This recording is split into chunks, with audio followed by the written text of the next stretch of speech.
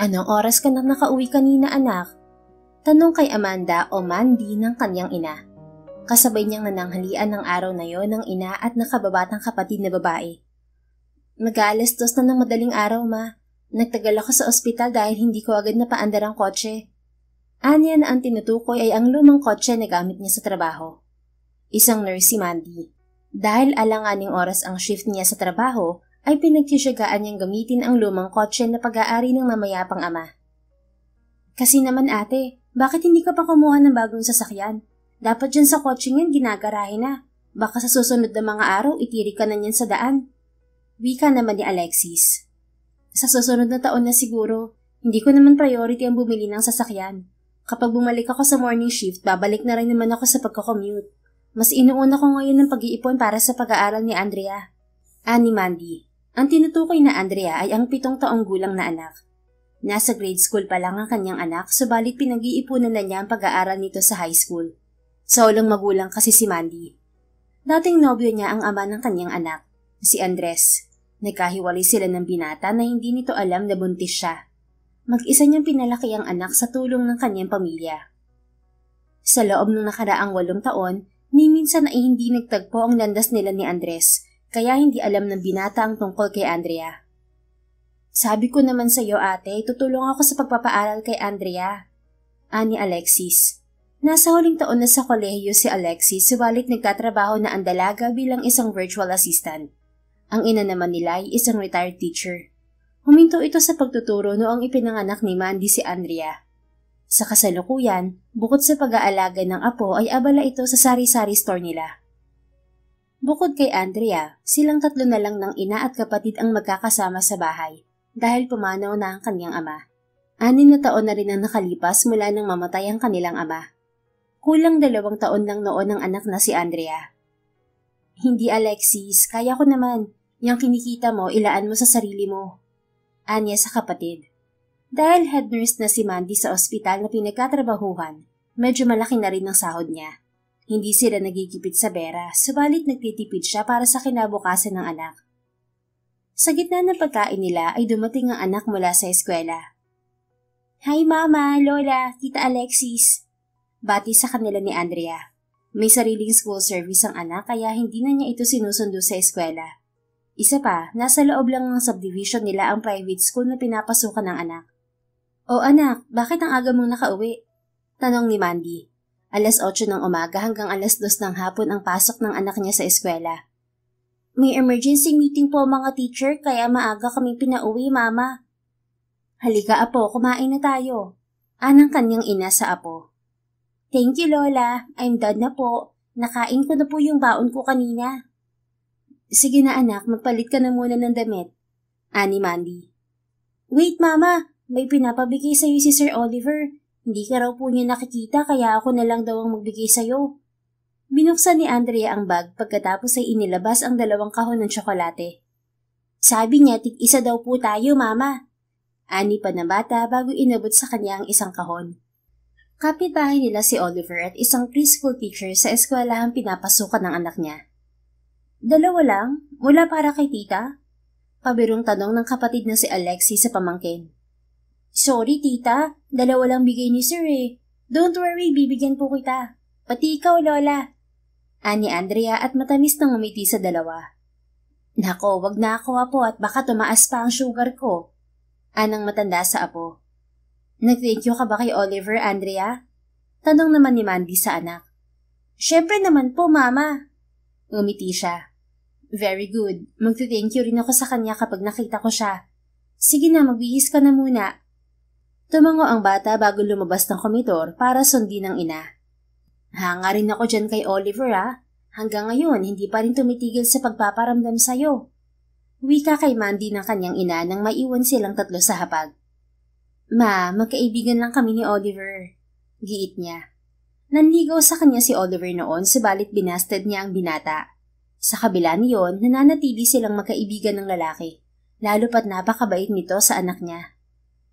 Pero obvious naman na gusto ka pa rin ni Oliver. Kita mo't kung ano-anong binibigay sa inyo ng anak mo. Ani Alexis. Gwapo naman yung si Oliver anak, may maayos na trabaho, maginoo, At higit sa lahat, mabait kay Andrea. Bakit hindi mo bigyan ng pagkakataon? Anang ina. Naman, paano ko naman bibigyan ng pagkakataon si Oliver hindi naman naniligaw yung tao? Paano kung manligaw ulit? Hindi mo nabababaste din this time? Alam mo, habang lumalaki si Andrea, mas maigi kung magkakaroon siya ng father figure. At pwedeng-pwede si Oliver doon. Ani Alexis. Inilingan niya ang kapatid. Kontento na ako kahit mag-isa lang ako at wala akong lalaki sa buhay. At hindi rin ako magbo-boyfriend na mag-aasawa para lang magkaroon ng kikilalaning tatay ang anak ko. Gusto man niyang mabigyan ng buong pamilya si Andrea. Hindi niya kayang magnobyo at mag-asawa para lang magkaroon siya ng katuwang sa buhay at may kikilalaning ama ang kanyang anak. Baka naman kasi hanggang ngayon mahal mo pa ang papa ni Andrea. Bahagyang nakaangat ang kilay ng komento ni Alexis. It's been 8 years, Alexis. Matagal ko nang nakalimutan ng tatay ng anak ko. Tanging si Andrea lang talaga ang priority ko ngayon. Kaya wala sa isip ko ang pagbo-boyfriend. Kaya wag niyo na akong tuksuhin kay Oliver. Nakakahiya dun sa tao. O siya, tama na yan. Kumain na lang tayo. Sa huli ay wika ng ina. Pagkatapos magtanghalian ay naghanda si Mandy para sa pagpasok sa trabaho. 3:00 ng hapon hanggang 12:00 ng hating gabi ang duty niya sa St. Mary's Hospital, isa sa pinakamalaking private hospital sa bansa. Mama, papasok ka na po? Tanong sa kanya ni Andrea pagpasok niya sa sala. Naroon ang anak nanonood ng TV habang kinakain ng chocolate na bigay ni Oliver. Yes anak, dahan-dahan sa pagkain sa chocolate ha, baka sumakit ang ngipin mo. Huwag rin masyadong puro nood ng TV. Don't worry po, half na lang po ito mama. Binigay ko na kay Tita Alex yung half. Saka after po nito gagawa na po ako ng assignment. Very good anak. Ngumiti siya at naupo sa tabi nito habang nagsusuot ng relo. Mama, nakalimutan kong sabihin kanina. Teacher Nelly wants to talk to you. Bakit daw anak? Sabi ni teacher, ako daw ang magiging representative ng grade 2 sa Foundation Day next month. Kaya kasama ako sa parade. Really, anak? Wow, matalino ka na, maganda pa. Manang-mana kay mama. Malaki ang ngiting nakangising anya sa bata. Ayon sa mga nakakakilala sa kanila, ay tila pinagbiyak na bunga sila ni Andrea. Kamukhang kamukha ni Mandy ang anak niya, lalo na noong bata siya. Ang tanging hindi lang nakuha sa kanya ni Andrea ay ang mga mata nito na tanging bagay na namana sa ama. Sige anak, imi-message ko mamaya si Teacher Nelly pagdating sa break ko sa trabaho. Anya kay Andrea. Okay po mama. Pwede po ba akong mag-play sa labas mamayang 5? Pwede naman. Basta tapusin mo muna ang assignment mo at huwag masyadong magpapagod. Yes po mama. Ingat po sa work. Ngumiti siya sa anak. Salamat anak. Come on, pakis na si mama. Niyakap siya ng anak at binigyan ng halik sa pisngi. Siya naman ay masuyong inayos ang mahabang buhok nito. Ilang sandali pa ay lulan na si Mandy ng kanyang lumang sedan patungo sa ospital. Hindi mabigat ang traffic kaya magaan ang naging biyahe niya. Nagmenor siya pagdating sa hospital compound. Papasok na siya sa parking ng hospital nang biglang huminto ang kotseng nasa unahan niya. Mabilis na tinapakan ni Mandy ang preno ng kanyang kotse. Subalit hindi huminto ang sasakyan. Hindi gumana ang preno niya. Malakas ang kabog ng dibdib na napasinghap siya nang tumama ang nguso ng kotse niya sa likod ng mamahaling sedan sa unahan. Nagpapasalamat na lang si Mandy na mabagal na lang ang takbo ng sasakyan niya at nakasuot pa siya ng seatbelt kaya hindi siya nasaktan. Mabilis na inalis niya ang seatbelt at bumaba ng sasakyan. Napangiwi siya nang makita na bukod sa may malaking gasgas ang nabunggong sedan, ay nagkapingkot din ng isang bahagi niyon. Bumaling siya sa unahan ng kotse nang marinig niya ang malakas na pagsara ng pinto niyon. Ganoon na lamang ang pag-awang ng mga labi niya nang makita ang driver ng BMW. Walang iba kundi si Andres, ang ex-boyfriend niya at tatay ng anak niya. Tulad niya, bumadya ang pagkagulat sa mukha ng dating nobyo. Kusang napaatras si Mandy kasabay ng panghihina ng tuhod. Sa loob ng 8 taon, walang ipinagbagong hitsura ni Andres.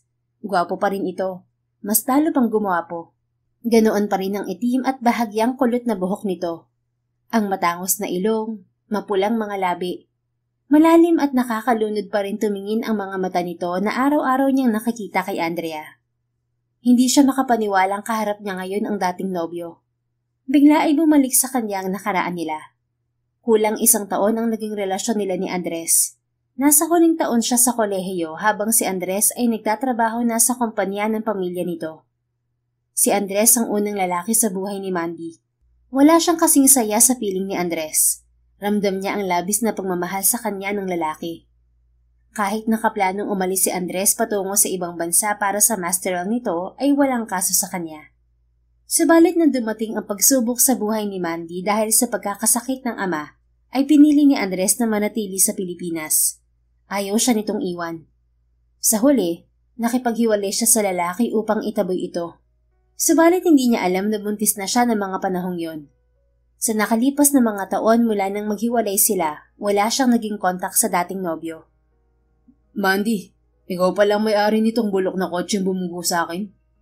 Wika ng baritonong tinig ni Andres. Nakabawi na sa biglaang pagkikita nila. Natauhan si Mandy sa reaksyon ng kaharap. Magkasalubong ang mga kilay nito at may panghahamak ang tingin. Excuse me, anong bulok ha? Hindi niya napigilan ng sarili at pinagtaasan din ng kilay ang lalaki. Your car. Ano pa bang tawag dyan kundi bulok? Dapat nasa junk shop ng kotseng yan. 1 kalawang na lang yata ang pipirma bago bumagsak yan. Umahon ang galit sa dibdib niya sa sinabi ni Andres. Hindi niya inaasahan ang ganitong reaksyon mula sa lalaki. Hindi ito ang tipo ng mang-iinsulto dahil lang nagasgasan ng kotse nito. Unless galit pa rin sa'yo hanggang ngayon dahil sa pakikipaghiwalay mo sa kanya noon. Wika sa kanya ng isang bahagi ng isip. Oo, hindi naging maganda ang paghihiwalay nila noon. Pero hindi siya makapaniwalang galit pa rin ito sa kanya hanggang ngayon dahil doon. It's been 8 years. Siguradong nakamove on na ito. Hindi porket naka-BMW ka, Andres, may karapatan ka ng insultuhin ng kotse ko. Balik niya sa dating nobyo. Nag-angat ng kilay si Andres. Really, Mandy? Ikaw nang nakabangga sa ating dalawa, ikaw pang matapang. Namutla siya nang maalala ang nangyari sa kotse nito. Napatikhim siya nang ibalik ang tingin sa likod na bahagi ng BMW. I'm sorry, hindi ko sinasadya. Nagloko ang brake ng sasakyan ko. Muling nagsalubong ang mga kilay nito. Nagmamaneho ka ng palyadong sasakyan? Ayos naman to kanina. Nabigla rin ako nang biglang hindi gumana ang preno. Pasensya na ulit. And do you think your simple sorry could fix my damaged car? Tumikhim siya. Huwag na mag-alala, Andres. Babayaran ko tong nasira ko sa kotse mo. 300,000. Yan ang kailangan mong bayaran. Nanlaki ang mga mata niya sa halagang sinabi nito. Ano? You heard it right. 300,000 ang kailangan mong bayaran sa akin. Paano 300,000? Gasgas at konting yupi lang ang inabot ng kotse mo. Na-estimate mo agad yun? Umangat ang makapal na kilay nito. Alam mo ba kung magkano tong sasakyang to? It's the latest model, Mandy. This car is worth 20 million pesos. Ha? Ang mahal-mahal pero namang gulang ng bulok ng kotse na gasgasan na agad? Sarkastikong komento niya. What? Babayaran mo ba ako o sa korte tayo magkikita?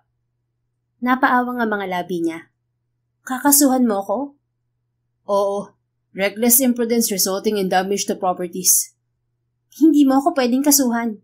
Putol niya rito. And why not? I have all the evidence. Look at my car, Mandy. This is a hospital compound. I'm sure maraming CCTV dito. Hindi mo ako pwedeng kasuhan, kundi isusumbong kita sa anak mo. Gusto niyang isagot kay Andres. Hindi naman ako tatakas, magbabayad ako. Pero hindi buo, installment kita babayaran. Sa halip ay wika niya. Ngumisi ito. Sa tingin mo makakapagbayad ako sa kasa ng installment kapag pinagawa ko tong kotse ko? Siguro naman may insurance yung kotse mo. At ano yan, may pambili ka ng 20 million na BMW pero wala kang pampagawa? What? Kinukwestiyon mo ba ako? Hindi naman sa ganun. Tumikhim siya at pinilit na magpakumbaba dahil siya naman talaga ang may atraso. Hindi ko lang talaga kayang bayaran ka ng buo. Hindi ba talaga pwedeng installment? May pinagsamahan naman tayo, Andres. O nakalimutan mo na? Ngumiti ang kaharap subalit tila may pait doon. Don't worry, I didn't forget, Mandy. You were my girlfriend for almost a year. Pero bago pa tayo mag-1 taon, nakipaghiwalay ka sa akin at itinulak mo ko palis ng bansa. You told me you don't want me to be involved in your family problem and that I should pursue my original plan of studying abroad. Pero ang totoo, nakipaghiwalay ka dahil may iba kang lalaki. Natigilan siya sa huling sinabi nito. Teka, anong nakipaghiwalay ako sa'yo dahil may iba akong lalaki? Let's not bring back the past. Ikaw ang nagbanggit ng nakaraan. Dinatali mo pa nga kahit ang tagal-tagal na. Alright. Tulad ng sinabi mo, may pinagsamahan tayo. So I'll give you a deal. Hindi kita kakasuhan. I won't ask for 300,000 in one condition. Anong kondisyon? Nagtatakang tanong niya. You'll be my on-call nurse from now on. I noticed na you're wearing a nurse uniform. Ano? On-call nurse? Pinasadahan niya ng tingin ng lalaki. Bakit kailangan mo ng nurse? May sakit ka ba? Wala. Wala naman pala eh. Bakit gusto mo akong gawing on-call nurse? In case I got sick. You know I don't like staying in the hospitals. Kapag nagkasakit ako, you have to come to my house and take care of me. Pero may trabaho ako, Andres. Protesta niya. Muli ay nag-angat to ng kilay. That's not my problem anymore, Mandy. Madali naman akong kausap. Pwede kong ituloy ang demanda kung wala kang 300k. Blackmail ba yan? Bakit ko naman gagawin yun? Binibigyan ka na nga ng option dahil wala kang pambayad. Ano, take it or demanda? Fine. Gano'ng katagal ba ako magiging on-call nurse mo? 1 taon. Ano? Ayaw mo? Pinapaalala ko sa'yo na 300,000 pesos ang utang mo sa akin. Sa tingin mo gano'n mo katagal na pagbabayaran yun? Besides, hindi mo naman ako araw-araw na aalagaan dahil hindi ako araw-araw may sakit. You know I don't get sick easily. Bago pa siya makasagot ay umiksena ang isang security guard. Sir, Nurse Mandy, anong nangyari dito? Nako sir, may tama ang kotse mo ah. It's nothing, just a few scratches. Nag-apologize na si Mandy so everything is settled already. Sagot ni Andres. Magkakalala pala kayo ni Nurse Mandy. We're friends. Napakurap ang dalaga dahil hindi niya inaasahan ang sinabi ni Andres. Kaya naman nang iwan sila ng guard ay tumango na lang siya sa kaharap. Sige, payag na ako sa gusto mo. Kontakin mo na lang ako kapag kailangan mo ko. I mean, kapag may sakit ka. Anya kay Andres. Then give me your number. Kinuha nito ang cellphone at inabot sa kanya. Mabilis na itinapa niya ang number sa cellphone nito. Kung wala ka ng ibang sasabihin, mauna na ako. Malapit nang magsimula ang duty ko. So you work here? Anong oras ang pasok mo? 3:00 hanggang 12:00 ng hating gabi. Ikaw, bakit nandito ka? Hindi niya napigilang magtanong. May pupuntahan lang ako.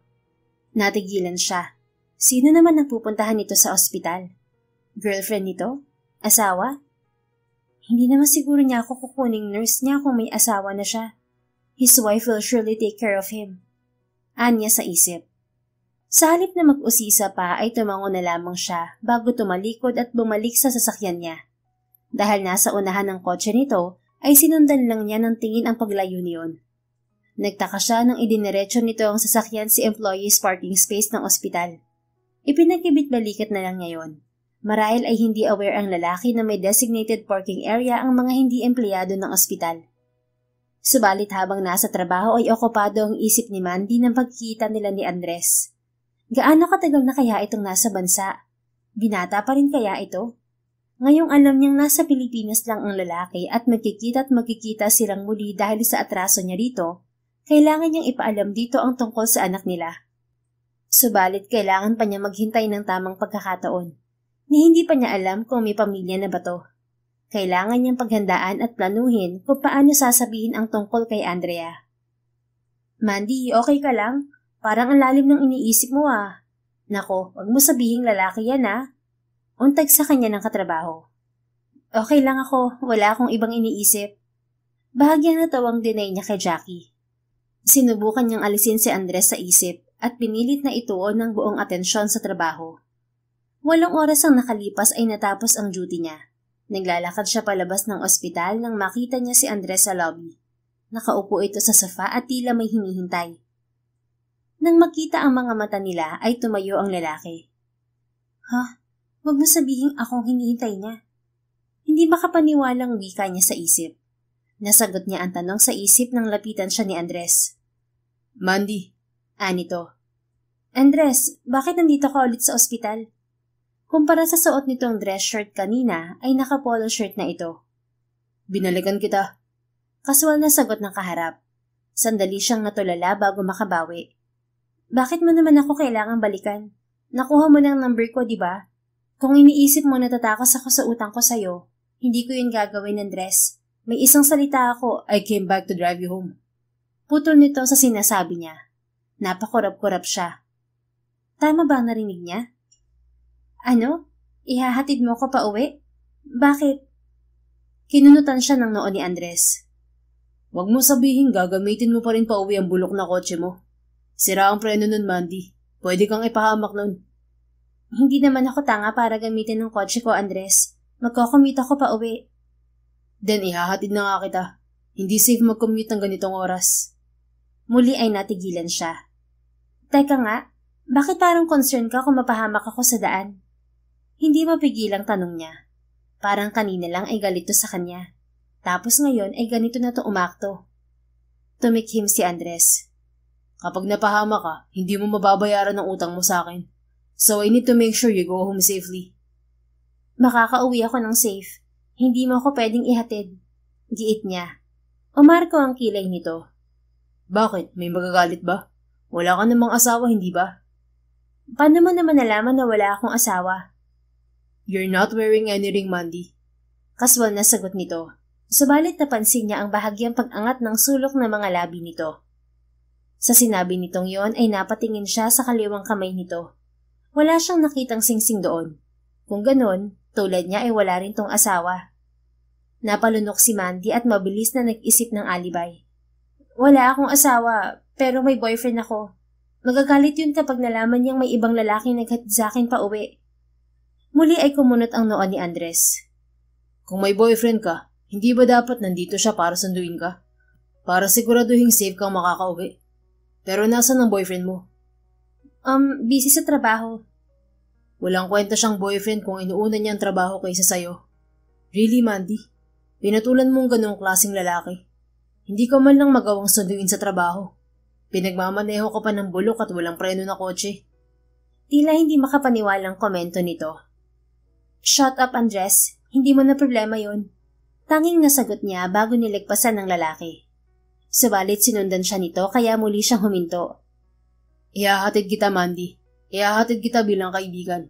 Kaya walang dapat ipagselos ang boyfriend mo. Kung magsiselos siya, problema na niya yun. At kasalanan niya dahil hindi niya ginagawa ng maayos ang tungkulin niya bilang boyfriend mo. Giit ni Andres. Bumuntong hininga siya. Fine, sige na. Payag na akong ihatid mo ko. Sa huli ay wika niya para lubayan na siya nito. Good.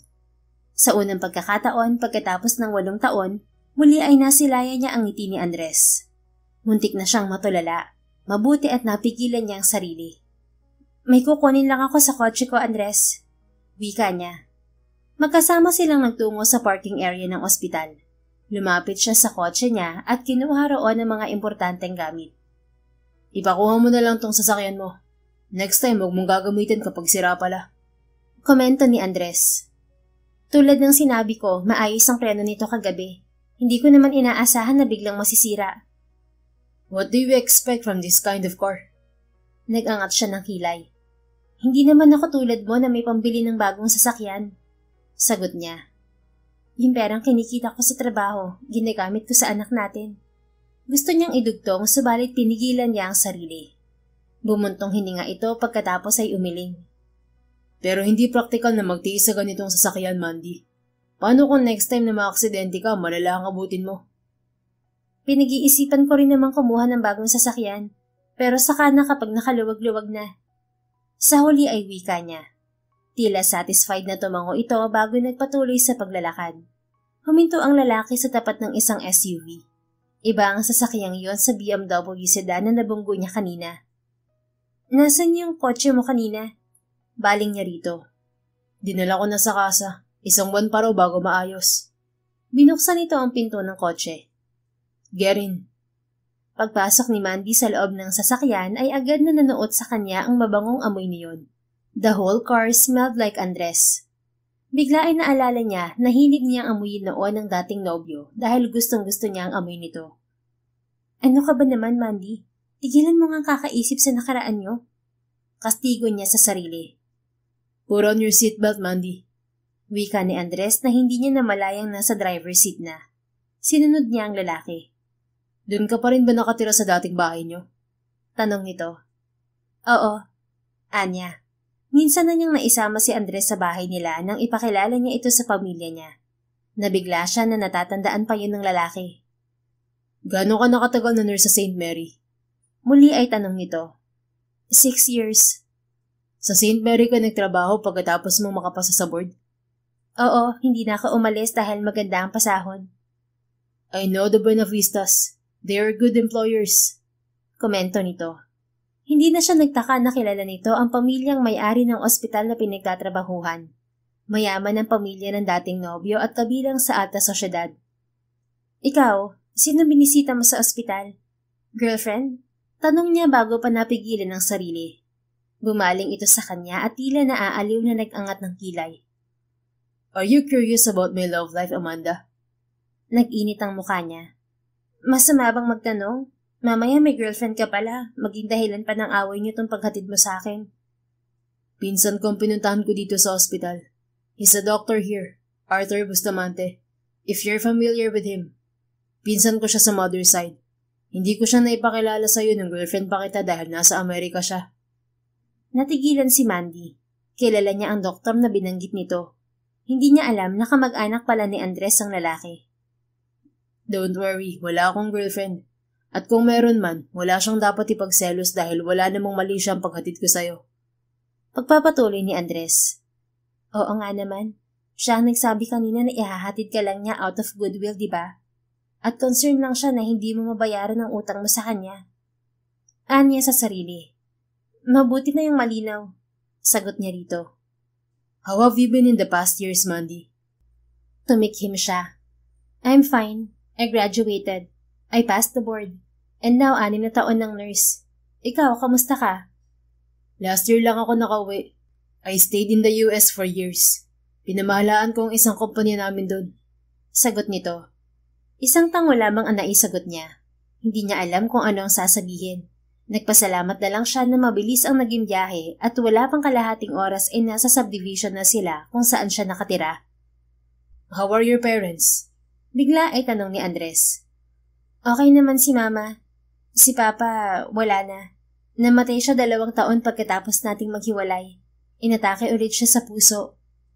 Nakita niya kung paano natigilan ng lalaki. I'm sorry. Isang tipid ng ngiti ang isinagot niya.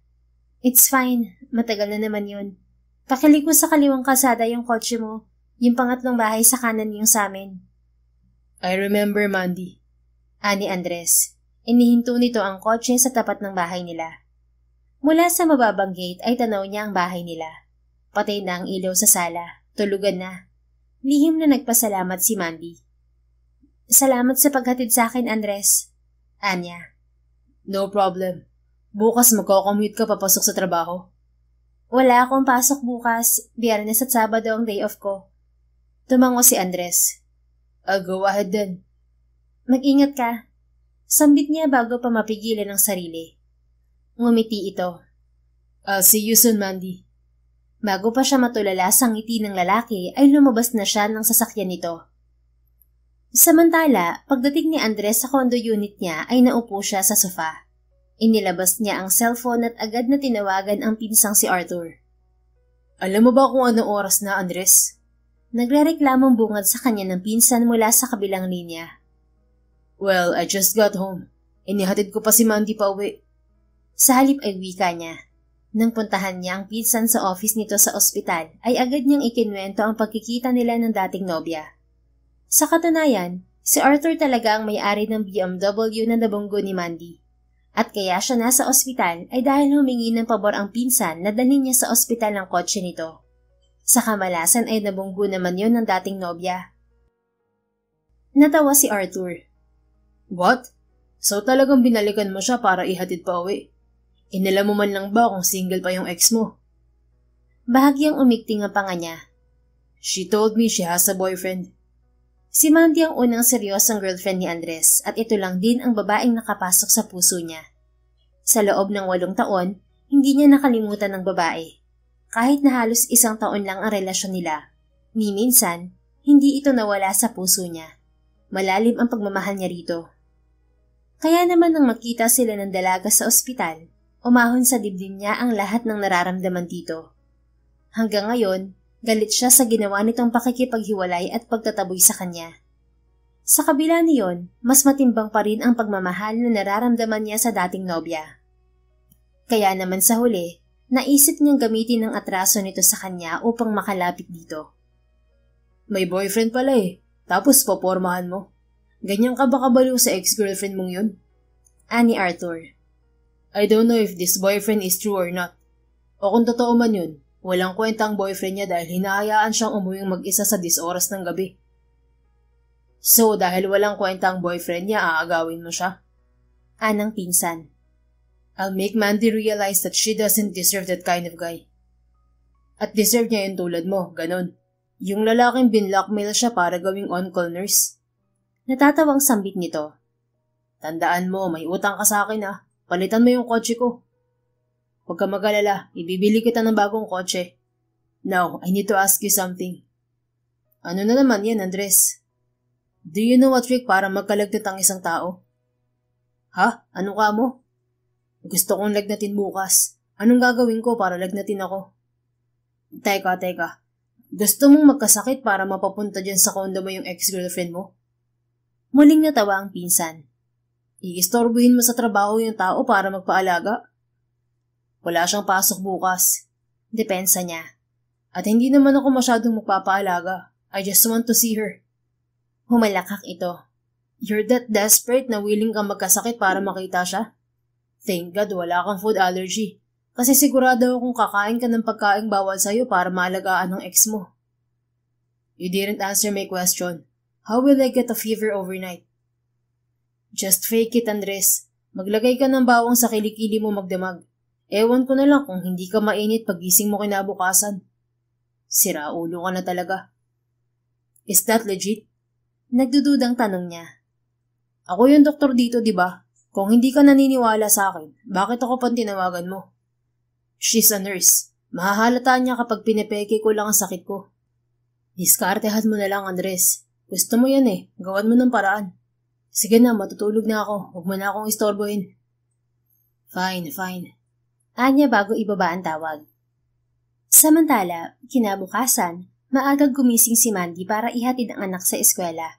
Kapag day off niya sa trabaho ay gusto niyang inaasikaso si Andrea. Isa pa, ngayon niya kakausapin ng teacher nito tungkol sa pagiging representative ng anak sa darating na foundation day ng eskwelahan. Mama, why are you looking at me like that? Tanong sa kanya ni Andrea habang inaayos niya ang suot na uniforme ng anak. Anak, may gustong sabihin si Mama. Ano po yun, Mama? Sandali niyang pinagmasdan ng anak bago marahang umiti rito. Kahapon, nakita kami ng papa mo. Hanggat maaari ay ayaw niyang nagsisinungaling sa bata. Kapag nagtatanong ito sa kanya tungkol sa ama, ay sinasagot niya ito sa mga tanong nito. Sa murang edad ni Andrea ay alam na ng bata kung ano ang nangyari sa kanila ni Andres at naiintindihan na nito kung bakit hindi nila kasama ang ama nito. Really, Mama? Nakita mo si Papa? Bakas ang magkahalong gulat at galak sa mukha nito. Do you want to see your Papa, anak? Maingat na tanong niya. Kagat ang labing tumango sa kanya si Andrea.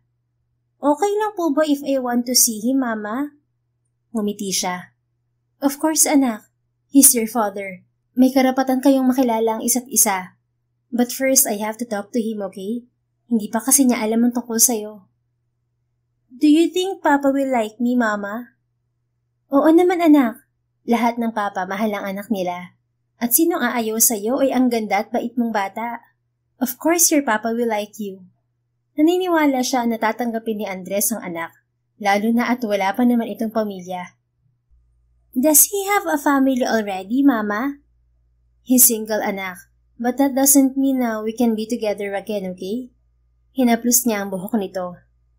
I'm sorry if I can't give you a complete family, anak. Don't apologize, Mama. I understand that parents are not always together. It's fine with me. Okay lang if hindi kayo magkabalikan ni Papa. Okay lang din if you get a boyfriend. I just want you to be happy, Mama. Nag-init ang sulok ng mga mata niya sa sinabi nito. Mama won't get a boyfriend. You're enough for me, anak. Ngumiti si Andrea. I'm happy with you, Mama. I love Papa and I want to meet him. But I promise I won't leave you. Sa'yo lang po ako, Mama. I love you so much po kasi. Niyakap niya ang anak. Hindi siya makapaniwalang sa murang edad nito ay napakalawak na ng pangunawa nito. Mama loves you too so much, anak. Pagkatapos nilang magyakap ay itinuloy niya ang pag-aasikaso rito. Ilang sandali pa ay sabay silang nagtungo sa eskwelahan. Good morning, Andrea, Mandy. Bati sa kanila ni Oliver nang makita sila ng lalaki sa gate ng eskwelahan. Hi, Sir Oliver!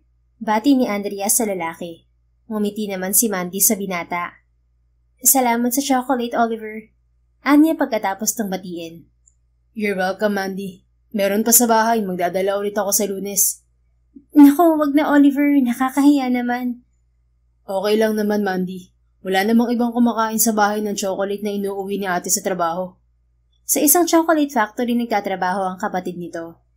Salamat talaga. Sayang hindi kita nakuhang ninong ni Andrea. Pabirong wika niya na ikinatawa ng binata. Tulad ng sinabi ng ina at ng kapatid niya, gwapo at mabait si Oliver. Subalit pagtingin kaibigan lamang talaga ang meron siya para dito. Pagdating sa tapat ng teacher's building ay nagpaalam sa kanila si Oliver habang sila ng anak ay dumiretso patungo sa classroom nito. Mama, sabi ni Tita Alex may gusto sa'yo si Sir Oliver. Ayaw mo siyang maging boyfriend? Tanong ni Andrea. Naku anak, huwag ka maniwala sa Tita Alex mo. Friends lang kami ni Oliver, okay? Really? You don't like him, Mama? Magkaibigan lang kami, anak. Okay, Mama. But if ever he courts you, it's fine with me po. Really, anak? Kibit balikat ng ngumiti ang anak. Well, he's nice and very kind, Mama. Plus, he always gives us chocolates. Natawa siya sa huling sinabi ng anak. Yeah, Oliver is really kind. Pero magkaibigan lang talaga kami. Pagkatapos ihatid sa classroom ang anak ay hindi pa siya umalis dahil nag-usap pa sila ng teacher nito. Isang oras na siyang nakakauwi ng bahay nang tumunog ang cellphone niya. Natigilan siya nang makitang si Andres ang tumatawag. Hello? Anya nang sagutin ng tawag. Mandy. Bungad ng boses ni Andres sa kabilang linya. Bahagyang paos ang boses nito, tila kagigising lang. Bakit napatawag ka? Dama niya ang pagwawala ng dibdib. Subalit pilit niya yung ikinalma. Wala kang pasok ngayon, di ba? I need you here, in my condo. May sakit ako, Mandy. Ha? Ano? Paano may sakit ka? Hindi ba okay ka naman kagabi? I woke up with a fever, Mandy. Masama ang pakiramdam ko. Masakit ang ulo ko. I need you here. I'll text you my address. Anito na sinundan ng pag-ubo. Binalot ng pag-aalala ang dibdib niya. Okay, sige. Pupunta ako. Really? Pupuntahan mo ako? Nahimigan niya ng tuwa ang tinig nito. Pinapupunta mo ako, di ba? Hindi naman ako pwedeng tumanggi sa'yo. Tumikim to. Yup, hindi ko pwedeng tumanggi, Amanda. May utang ka sa akin. Kaya nga, sige na. Ibababa ko na. Mag-aayos na ako. Alright, mag-ingat ka. Hindi niya alam kung dahil sa cellphone sila magkausap ay tila may lambing ang boses nito. Okay. And Mandy. Ano? Huwag mong gamitin yung bulok mong kotse. Hindi niya alam kung bakit sa halip na ma-offend ay gusto na lang niyang matawa. Huwag ka mag-alala, nasa ospital pa yung kotse ko. Pagkatapos ibaba ang tawag ay nag-ayos muna siya ng sarili. Mula sa simpleng t-shirt ay nagpalit siya ng presentableng blouse at pantalon. Bahagya rin siya mag-apply ng makeup. May lakad ka, anak? Usisa sa kanya ng ina nang makita ang ayos niya. Tumikhim siya. May bibili lang ako sa mall ba? Sige, ingat ka. Upang mabilis siyang makarating sa kondo ni Andres ay nagtaksi na siya. Ilang sandali ang nakalipas, nasa tapat na siya ng kondo ng dating nobyo. Ilang segundo lang matapos niyang pindutin ang doorbell ay bumukas ang pinto. Tumambad sa kanya si Andres. Tila kagigising lamang ng lalaki. Bahagyang magulo ang buhok nito, gayon din ang suot na puting t-shirt. Napalunok si Mandy. Naalala niya na gwapong-gwapo siya noon sa binata kapag ganitong magulo ang buhok nito. Shut up, Mandy. Nandito ka para alagaan ng ex mo, hindi para alalahanin ng nakaraan niyo. Paalala niya sa sarili. Mandy, you're here. Ani Andres na tila hindi makapaniwala na naroon siya sa harap nito. Pinapunta mo ako dito, di ba? Pinayagan ka ng boyfriend mo? Tumikhim siya. Bakit naman hindi niya ako papayagan? Trabaho lang naman to. May utang akong kailangang bayaran sa'yo. Right, come inside. Sumunod siya sa binata papasok sa unit nito. Malawak yun at kumpleto sa gamit. Bakit ba nagkasakit ka? Tanong niya nang ibalik ang tingin sa lalaki. I don't know. Nagising na lang ako, masama ng pakiramdam ko. Inilapat niya ang likod ng kamay sa noo nito. May sinat ka nga. Bahagyang umangat ang kilay nito. What? Do you think I'm lying, Mandy? Hindi naman kita papupuntahin dito kung hindi masama ang pakiramdam ko. Wala naman akong sinabing nagsisinungaling ka. Nagtataka lang ako. Anyway, nagdala ako ng gamot at prutas. Kumain ka na ba? Hindi pa. You know I can't cook when I'm sick. Can you cook for me? Ano bang gusto mong kainin? Yung madalas kong request sa'yo pag masama ang pakiramdam ko. Arroz caldo na maraming bawang. Hanggang ngayon, paborito mo pa rin palang kumain ng arroz caldo kapag may sakit ka. Wala sa sariling sagot niya. Hindi naman nagbago ang mga gusto ko. Sagot nito habang diretsong nakatingin sa kanya. Halata nga. Napakurap-kurap na sagot niya. Ipagluto mo ako ng arroz caldo, please. Wika nito. Bahagyang pumungay ang mga mata na tila naglalambing sa kanya. Tila may kumistot sa loob ng dibdib niya sa inakto ni Andres. Hindi mo kailangan makiusap, Andres. Ipagluluto naman talaga kita. Sige na, magpahinga ka na sa kwarto mo. Tatawagin na lang kita kapag nakaluto na ako. Ngumiti ito. Thank you, Amanda. Walang anuman. Sige na, ako na bahala rito. Tumango si Andres, subalit pagkatalikod ng binata ay may naamoy siyang kakaiba. Sinubukan mo bang magluto kanina? Tanong niya. Ha? Muling humarap sa kanya si Andres. Parang amoy bawang ka kasi. Naghiwa ka ba ng bawang? Hindi niya alam kung imahinasyon niya o bahagyang namutla ang mukha ni Andres. Hindi naman ako amoy bawang ah. Amoy pabango ako. Naamoy nga niya ang pabango nito, subalit tila may amoy ng bawang na nakahalo roon. Gusto mong amuyin pa ako, Mandy? Untag ni Andres. Akmang lalapit ito sa kanya nang umatras siya. Hindi na, magluluto na ako. Magpahinga ka na. Sa halip na hintayin pa ang sagot ay tumuloy na si Mandy sa kusina nito. Tulad ng sinabi ng lalaki, kumpleto ng gamit at pagkain ng kusina nito. Inabala niya ang sarili sa pagluluto. Nasa kalagitnaan siya ng ginagawa nang pumasok si Andres sa kusina. Nilingon niya ang binata na pumuesto sa breakfast counter. Hindi pa luto tong arroz caldo. 15 minutes pa. Medyo natagalan dahil nagpalambot pa ako ng manok. It's okay. Hindi pa naman ako gutom. Bakit nandito ka na? Nababagot ako sa kwarto. I'll just stay here and watch you. Doon ka na lang sa sala, wag na dito. Nag-angat ng kilay si Andres. Bakit ayaw mong panoorin kita? Huwag mo sabihin na conscious ka sa akin. Bakit naman ako mako-conscious? Concern lang ako sa'yo. Kumuhit ang ngiti sa mga labi nito. Nag-aalala ka sa akin, Amanda? Tumikhim siya. Siyempre, nurse mo ako. Kapag hindi ka gumaling agad, ibig sabihin hindi ko nagagawa ng maayos ang trabaho ko. Don't worry, Mandy. Alam kong magaling kang mag-alaga kaya gagaling ako.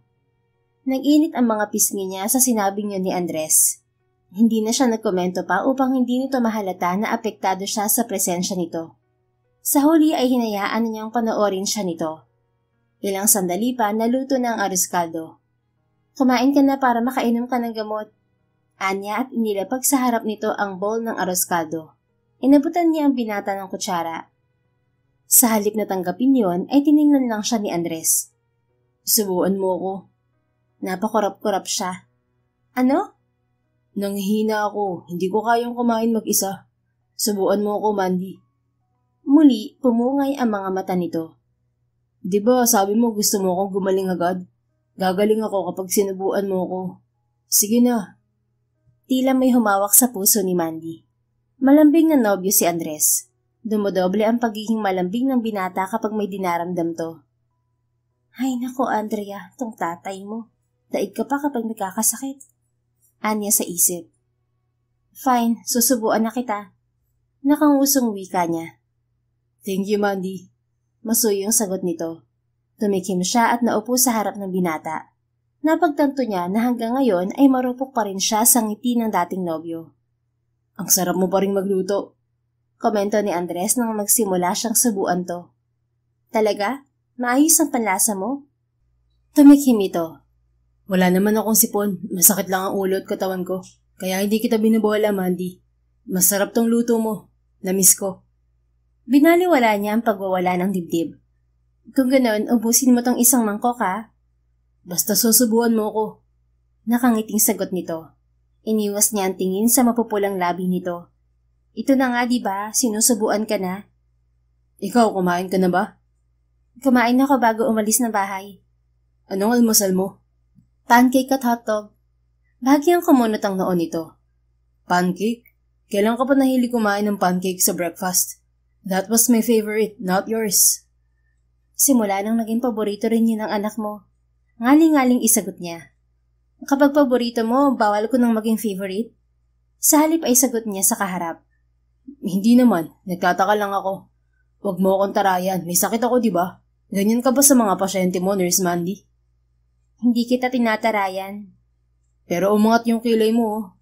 Ganyan ka kapag nagtataray eh. Nakangusong itinuro nito ang kilay niya. Ngumuso siya at bahagyang umirap. Subalit sa loob niya ay tila gusto niyang mangiti. Ewan ko sa'yo, kumain ka na lang, Andres.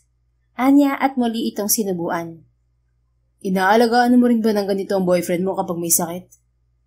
Bakit napunta doon ang usapan? I'm just curious. Kumain ka na lang. Can I ask you something? Tanong nito matapos lunukin ng kinakain. Ano? Yung boyfriend mo, siya pa rin ba yung ipinalit mo sa akin noon? Nagsalubong ang mga kilay niya. Anong ipinalit ko sa'yo? I knew about it, Mandy. Nakipaghiwalay ka sa akin noon. Dahil may ibang lalaki ka, hindi ba? Naibaba niya ang hawak na kutsara. Ano?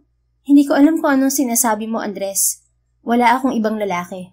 Nakipaghiwalay ako sa'yo dahil gusto kong tumuloy ka sa ibang bansa. Gusto kong sundin mo yung plano mo para sa sarili mo. Ayoko magstay ka sa Pilipinas para sa akin dahil hindi mo ko kayang iwan noon. Kumunot ang noon nito kasabay ng pag-iling. Pinuntahan kita sa eskwelahan mo para makiusap sa'yo na bawiin mo ang desisyon mo. But I saw you with another guy. Nakita kong may kayakap kang lalaki, Mandy. I saw it with my own two eyes. Umiling siya. Hindi ko alam ang sinasabi mo, Andres. Mahinang sambit niya. Kasabay niyon ay isang malabong memorya ang bumalik sa kanya. Wait, I remember. Niyakap ako ng isang kaklase ko noon, si Rico. Nakita niya ako nag-breakdown nang malaman ko na bumagsak ako sa klase namin. Dumagdag pa yung breakup natin at yung pagkaka-ospital ni Papa. Niyakap niya lang ako para i-comfort. Walang ibig sabihin yon. Wala akong ibang lalaki. Ikaw lang, Andres. Lumunok siya at sinalubong ang tingin nito. Napaawang ang mga labi ng dating nobyo. You're telling me all this time mali ang akala ko? Na dahil lang sa selos at maling akala kaya ako itinuloy ang pag-alis ng bansa? Kaya ako nagalit sa'yo? Andres, wala akong dahilan para magsinungaling sa'yo. Wala akong ibang lalaki noon, maniwala ka. Mariing pumikit si Andres. Nang idilat nito ang mga mata ay namumulayon. I'm sorry, Mandy. Sobrang nasaktan ako sa pagtaboy mo sa akin. Kaya nadala ako ng selos nang makita kong may kasama kang iba. But I realized I was immature back then. I should have still talked to you. I should have cleared things up. Hindi dapat ako basta umalis nang hindi nililinaw sa'yo ang lahat. I'm so sorry, Mandy. Umiling siya sa binata. May kasalanan din ako noon. Pareho lang tayong may pagkakamali sa relasyon natin. I didn't manage to talk to you properly before. Sa halip na kausapin ka ng maayos at ipaliwanag na mabuti ang dahilan ko, basta na lang kitang itinaboy. I'm sorry to Andres. Mapait nang umiti si Andres. Mas malaki pa rin ang kasalanan ko sa'yo. Pinag-isipan kita ng masama. For 8 years, nagtanim ako ng galit dahil akala ko niloko mo ko. Hindi na natin maibabalik ang nakaraan, Andres. But at least now, pareho tayong naliwanagan. Can we at least be friends now, Mandy? Ngumiti siya. Oo naman, walang problema. Mas mabuti nga kung magiging magkaibigan sila ni Andres, lalo pat may anak sila. Gumanti ng ngiti ang binata. Thank you, Mandy. Sige na, ituloy mo na tong pagkain para makainom ka na ng gamot. Masuyo itong tumango bago ibinuka ang bibig. Tila naghihintay na subuan niya ito. Bahagya siyang natawa bago sinubuan si Andres. Sa isang iglap, nawala ang animosity sa pagitan nila ng binata. Pagkatapos maubos ni Andres ang pagkain ay inutusan niya itong uminom ng gamot. Huwag mo nang hugasan ng mga yan. I'll take care of the dishes later. Anang binata. Hindi mo nga kayang kumain mag-isa tapos maghuhugas ka pa ng plato? Humisi ito. I will be better later. Magaling ka kayang mag-alaga.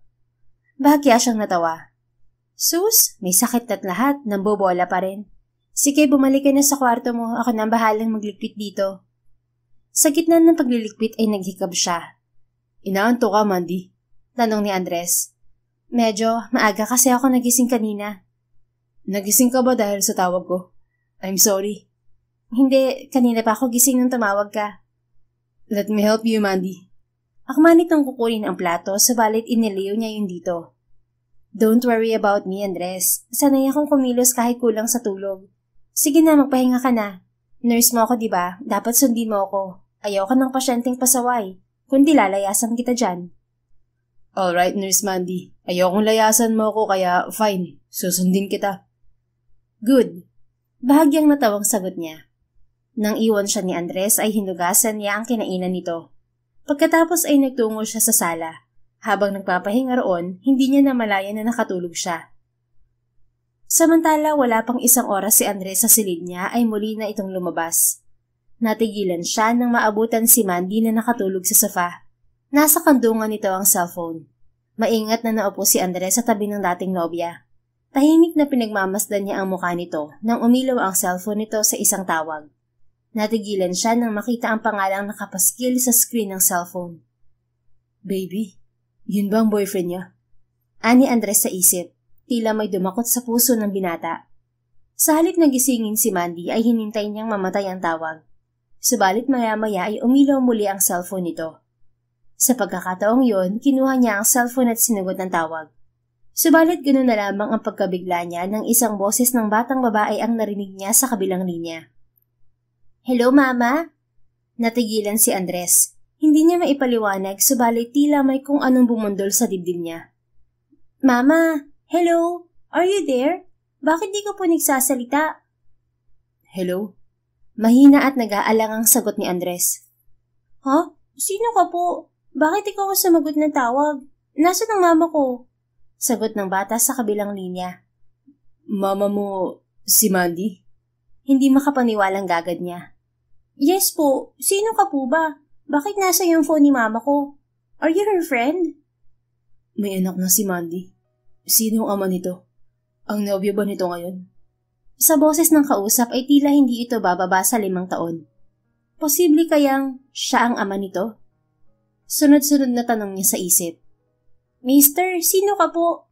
Are you a friend of Mama? Nasaan po siya?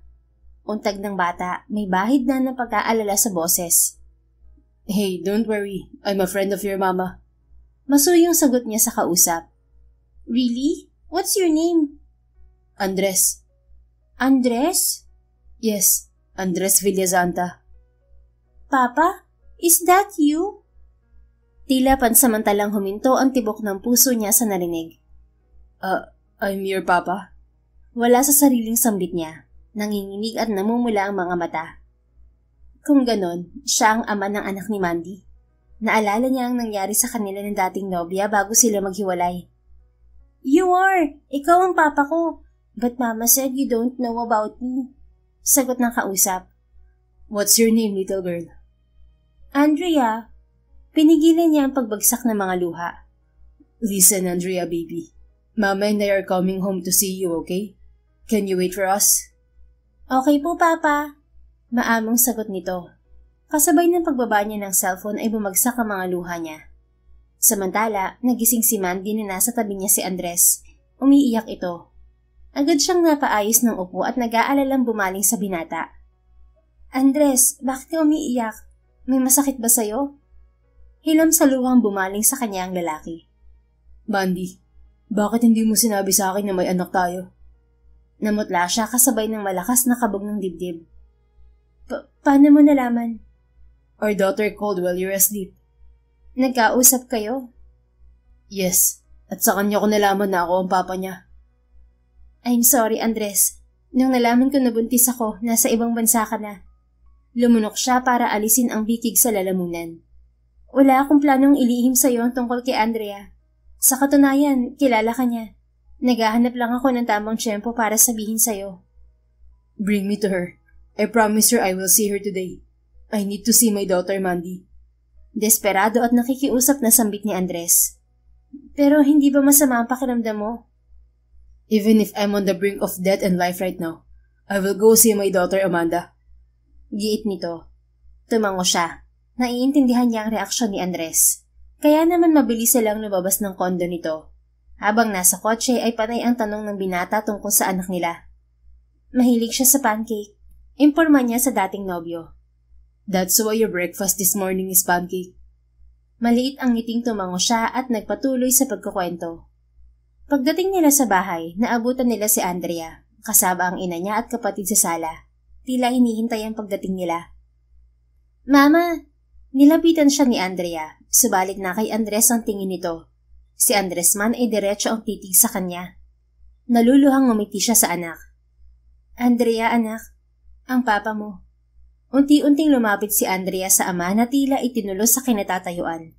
Ilang sandaling tinitigan ng bata ang ama nito bago matamis na ngumiti. Papa, nice to meet you po. Lumunok si Andres at lumuhod sa harap ng anak. Nice to meet you too, anak. I'm sorry, ngayon ka lang nakilala ni Papa. It's okay, Papa. Mama explained everything to me. You didn't know about me, so it's okay. I'm sorry. Please forgive me. Ani Andres kasabay ng sunod-sunod na pagbagsak ng mga luha. I'm so sorry, baby. Patawarin mo si Papa. Papa, please don't cry. Everything is okay. I'm not mad at you. Wika ni Andrea. Masuyo nitong pinunasan ang luha sa mukha ng ama. Can Papa hug you? Tanong ni Andres. Sure, Papa. Nakangiting sagot ni Andrea sa ama. Mabilis na pinunasan ni Mandy ang bumagsak na luha sa mga mata habang nakatingin sa mag-ama. Bago pa siya maiyak ng todo ay nagtungo siya sa kusina. Mandy, bakit hindi mo sinabi na nakita na pala kayo ng tatay ng apo ko? Tanong sa kanya ng ina na sinundan siya sa kusina. Ma, kahapon lang kami aksidenteng nakita ni Andres. Pagbalik niya sa sala para bigyan ng tubig ang mag-ama ay nag-uusap na ang mga ito. Iniwan niyang muli ang dalawa at hindi inistorbo. Lumapit lang siya sa mag-ama pagdating ng hapunan upang tawagin ang mga to. Come on, let's eat, Papa! Aya ni Andrea sa ama. Napansin ni Mandy na sa ilang oras na kasama nito si Andres ay komportable na ito sa presensya ng ama. Adobong baboy at tinola ang luto ni Mama. Ayos lang ba yun sa'yo? Tanong ni Mandy kay Andres. Ngumiti ang lalaki.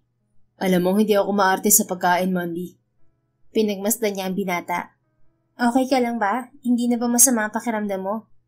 I'm good, Mandy. No need to worry about me. Papa, may sakit ka po? Ani Andrea sa ama. Tumikhim si Andres bago muling ngumiti. Medyo masama lang ang pakiramdam ko kanina, anak. Pero inalagaan ako ng mama mo kaya okay na ako. Okay na. Magaling mag-alaga si Mama, ano po? Ani Andrea. Oo, anak. Magaling talaga. Malaki ang ngiting ani Andres sa anak na sumulya pa sa kanya. Nag-init ang mukha ni Mandy sa harap ng mag-ama. Tama na yan. Halina kayo sa komedor para makakain na tayo. Pagdating nilang tatlo doon ay nakahanda na ang mesa. Naroon na rin ang kapatid at ina ni Mandy. Papa, no need to assist me. I'm big na po. Wika ni Andrea sa ama nang akamang lalagyan nito ng pagkain ang plato ng anak. I know you're already a big girl, but I still want to do it. Can I? Masuyong tanong ni Andres. Nakangusong tumango si Andrea. Okay po, Papa. Sige po. Dahil pinapanood ni Mandy ang mag-ama, hindi siya nakakuha ng sariling pagkain. Andres, yung mama naman daw ang asikasuhin mo. Nakangising wika ni Alexis. Pasimpleng pinanlakihan ni Mandy ng mga mata ang kapatid bago bumaling kay Andres. Nagbibiro lang si Alexis. Anya at naglagay na ng kanin sa sariling plato. Ngumiti si Andres at inunahan siyang abutin ang bowl ng ulam. Here, mahilig ka sa adobo, di ba? Oo, salamat. Habang kumakain ay todo asikaso si Andres sa anak. Panaka-naka ay nagtatanong din ng kanyang ina kay Andres. Nalaman niyang CEO na ang binata ng kumpanyang pag-aari ng pamilya nito. You work in an office, Papa? Tanong ni Andrea sa ama. Yes, sweetheart. If you want to see where I work, isasama ka ni Papa next time sa office. Not tomorrow, Papa. Pupunta po kami ni Mama sa mall. Bibili kami ng dress na isusuot ko sa foundation day ng school next month. Can I go with you and Mama tomorrow? Ask Mama po. Bumaling sa kanya si Andres. Can I go with you and our daughter, Mandy? Oo naman, walang problema. Salamat. Nagwala ang puso niya sa tamis ng ngiti nito. Gumanti siya ng tipid ng ngiti at nagpatuloy sa pagkain. Kinabukasan, 6:00 pa lang ng umaga ay dumating na si Andres sa bahay nila. Good morning, Mandy. Bati ng binata. Bagong ligo ito at napakagwapo sa suot na polo shirt at pantalon. Andres, ang aga mo naman. Ngumiti ito. Sorry, masyado akong excited sa lakad natin ng anak natin. Tulog pa si Andrea. It's okay, don't wake her up. Ayos ka na ba? Hindi ba bumalik ang sinat mo kagabi? I'm perfectly fine, kahit i-check mo pa. Kinuha nito ang kamay niya at itinapat sa noon nito. Hindi na nga ito mainit. Subalit tila pisngi naman niya ang nag-init sa ginawa nitong paghawak sa kamay niya. Kumain ka na ba? Nagluluto pa lang si Mama ng almusal. Anya. Hindi pa, but it's fine. Nagkape naman ako bago umalis. Bago sila mag-almusal ay nagising na si Andrea. Halata ang saya sa mukha ng bata nang makita ang ama. Pagkatapos mag-almusal ay gumayak na silang mag-ina. 11:00 ay nasa mall na sila. Wow, Papa! It's my first time here. Ani Andrea sa ama habang namamanghang inililibot ang tingin sa mall. Sa SM lang nila balak magpunta ng anak, subalit sa isang mamahaling mall sila dinala ni Andres. Really? Then lagi tayong pupunta rito kung gusto mo. Sagot ni Andres. Alam niyang babawi si Andres sa anak nila. Kaya naman hindi rin niya napigilan ang binata nang sa isang mamahaling butik sila nito dalhin. Go on, sweetheart. Pumili ka ng gusto mong damit. Tell us everything you like and Papa will buy it for you. Ani Andres. Everything, Papa? Everything. Kahit buong store pa. Nakangiting sagot ni Andres. You're rich po, Papa? Namamanghang tanong ni Andrea. Masuyong yumuko si Andres at hinawakan ang pisngi ng anak. Everything I work hard for. Para sa iyo, anak. Para sa inyo ni Mama. Lahat ng gusto mo ibibigay ko. Just tell me, okay? I'm okay with one gown, Papa. I don't need a lot po. Mama told me na laging magtipid. It's not easy to earn money kasi. Hindi mo na kailangan magtipid. Nandito na si Papa. I will provide for you and Mama's needs. Sagot ni Andres. Nag-init ang sulok ng mata ni Mandy. Halatang mahal na mahal agad ni Andres ang anak. Nagpapasalamat siya na nakilala nito si Andrea at maibibigay nito ang mga material na bagay na kailanman ay hindi niya maibibigay sa anak. Can we have an ice cream po, Papa? Ani Andrea sa ama paglabas nila sa butik. Itinuro nito ang ice cream parlor na nakahilera sa di kalayuan. Of course. Anything you want, baby. Anong flavor ang gusto mo? Chocolate po. Noted, sweetheart. Si Mama cookies and cream favorite niya. Ani Andrea. I know, anak. Ani Andres. You know her favorites po? Ngumiti ang binata. Oo naman. I know a lot about your mama. She likes the color blue, she likes spaghetti and lasagna. Ayaw niya sa maanghang. Favorite niya ang cookies and cream na flavor ng ice cream. Tila may mainit na humaplos sa puso ni Mandy. Halos 1 taon lang ang relasyon nila ni Andres, subalit hindi siya makapaniwalang kabisado pa rin ito ang mga bagay-bagay sa kanya. You have a good memory po, Papa. Komento ni Andrea. Ganun talaga, anak. Kapag mga importanteng bagay, hindi mo basta-basta nakakalimutan. Sagot ni Andres bago nakangiting sumulyap kay Mandy. Bago nito mahalata ang pag-iinit ng mukha niya, ay inunahan na niya ang mag-ama sa loob ng ice cream parlor. Favorite mo chocolate mint, Papa? Tanong ni Andrea nang makita ang flavor ng ice cream na binili ni Andres para sa sarili. Yes, anak. Ngumuso ang bata. Pareho kayo ni Sir Oliver? Natigilan si Andres. Sir Oliver? Is he your teacher? He's a teacher at my school, but not my teacher po. Friend po ni Mama. He's kind po and always gives us chocolates. Friend? You mean Mama's boyfriend? Napaawang ang mga labi ni Mandy sa tanong ni Andres. Naalala niya na nasabi niya ritong may nobyo siya. No, just friend, Papa. Wala pong boyfriend si Mama. Ani Andrea. Nagtatanong na bumaling sa kanya si Andres. Tumikhim siya. Wala akong boyfriend. Akala niya ay mag-uusisa pa si Andres. Subalit nakangiting tumango lang ito bago bumaling sa anak. Gabi na nang magpa siya silang umuwi. Habang nasa biyahe ay nakatulog na si Andrea. Nakatulog na si Andrea sa pagod. Komento ni Mandy. Sumulyap si Andres sa anak bago bumaling sa kanya. Pati pagtulog naman nasa iyo ng anak natin. Ganyan ka rin matulog, di ba? Nakaawang ang mga labi. Biglang namula ang mukha niya nang maalala ang mga pagkakataong nakakatulog siya kasama si Andres. Madalas ay nagigising siya dahil ninanakawan siya nito ng halik. You're blushing. Anong iniisip mo? Untag ni Andres. Wala. Let me guess. Naalala mo siguro kapag hinahalikan kita nun, no? Hindi Lalong namula yung mukha mo. You're busted, Mandy. Ngisi ng binata. Shut up, Andres. Bahagya itong natawa bago simeryoso. Fine. Yung Oliver na binanggit ng anak natin, nanliligaw ba sa'yo yun? Hindi, kapitbahay namin si Oliver. Magkaibigan lang kami. Pero lagi kang binibigyan ng chocolate. Don't tell me, nagtatrabaho ang lalaking yun sa paggawaan ng tsokolate kaya laging may pa-chocolate. Mahina siyang natawa. Teacher yon, pero may kapatid siyang nagtatrabaho sa chocolate factory. Nag-angat ng kilay si Andres. Really? Hindi talaga siya nanligaw sa'yo? Fine, nanligaw siya sa akin pero hindi ko sinagot. Bakit? Wala akong panahong mag-boyfriend, busy ako sa anak natin, at sa trabaho. Wala akong naging boyfriend sa nakalipas na 8 taon? Wala. Umangat ang sulok ng labi nito. Does it mean ako lang ang una at huling boyfriend mo? Bakit ang dami mong tanong, Andres? Daig mo pa si Tito Boy. Sinong Tito Boy? Ewan ko sa inyong mayayaman. Wala kayong alam sa pop culture. Natatawang patutsada niya. Just answer my question. Wala ka bang naging boyfriend bukod sa akin? Wala nga, ikaw lang. Pag-amin niya. Gumuhit ang ngiti sa labi nito. Wala rin akong naging girlfriend for the past 8 years, Mandy. Seryoso ka ba? Wala ka naging girlfriend? Nabiglang baling niya rito. I did try to go on dates, pero wala akong naging girlfriend. Bakit? Busy ka sa trabaho? Wala akong nagustuhan sa mga babaeng nakilala ko.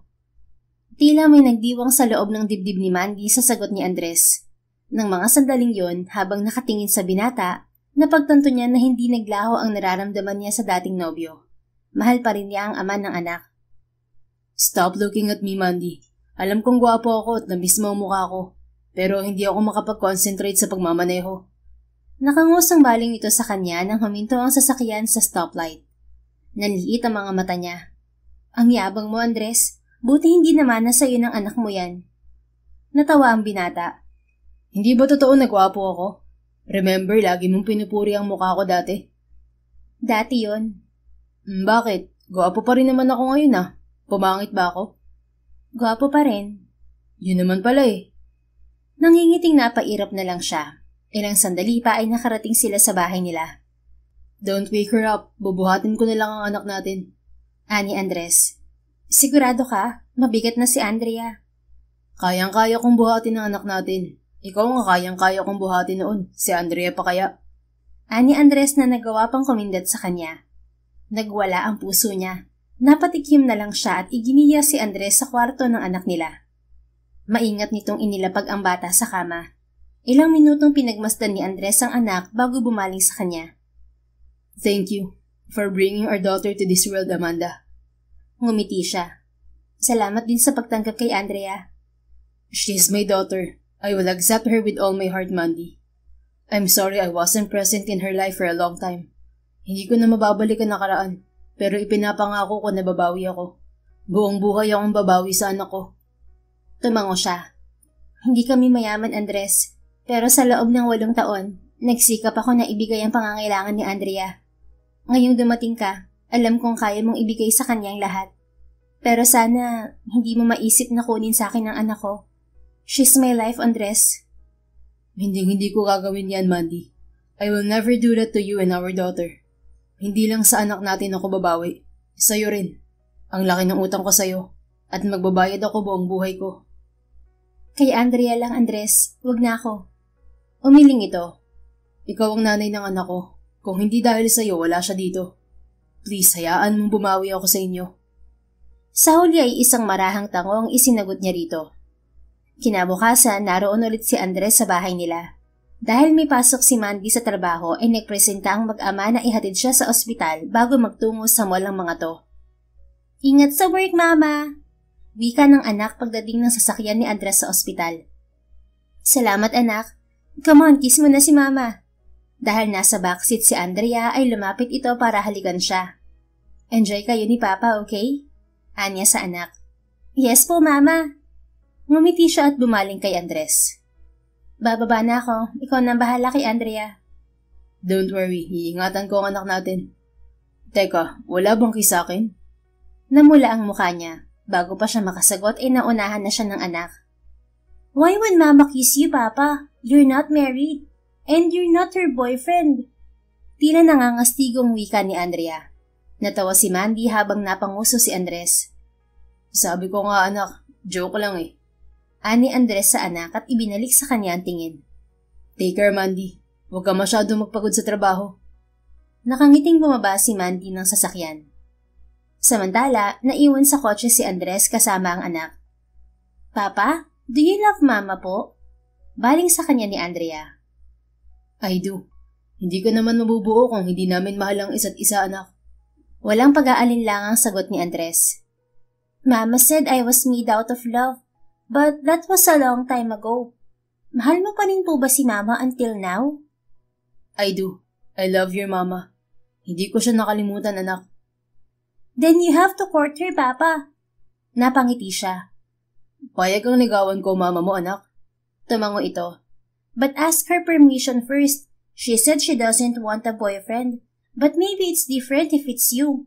Baka like you, love ka pa rin ni Mama. Thank you, anak. Just promise me that you will make her happy and that you won't hurt her.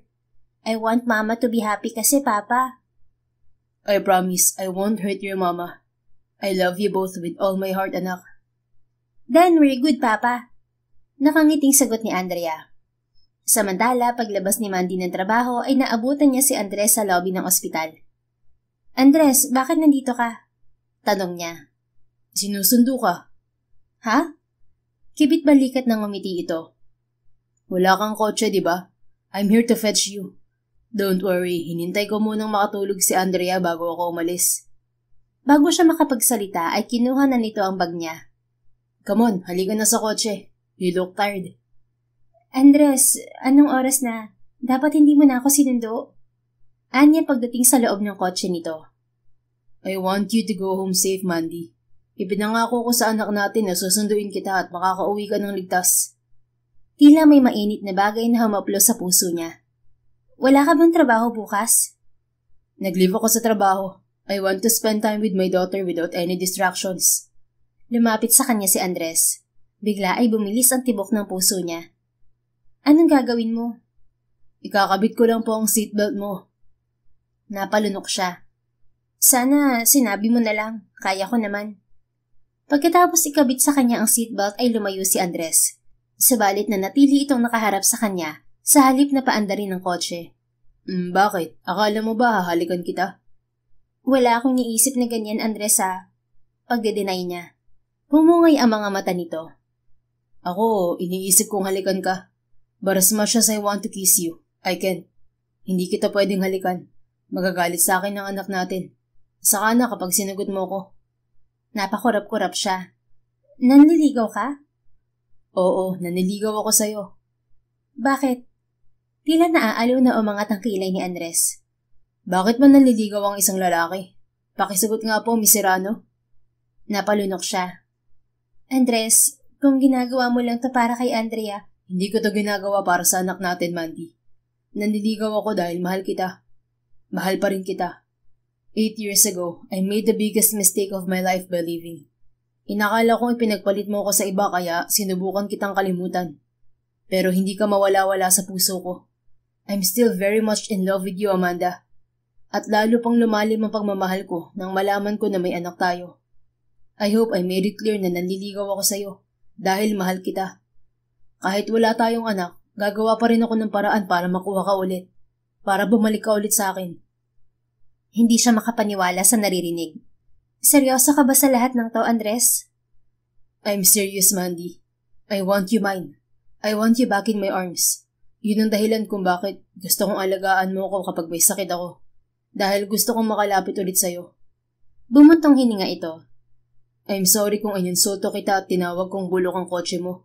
Hindi ko napigilan ang emosyon ko ng sandaling yun. Hindi ako makapaniwala na makita pa lang kita, nagwala na agad ang puso ko. Sandali siyang napatulala bago nagawang magsalita. Pwedeng pag-isipan ko muna. Yung pagsagot mo sa akin? Yung panliligaw mo. Pumayag ka man o hindi, manliligaw ako, Amanda. Ang kailangan mo lang pag-isipan kung sasagutin mo ako o hindi.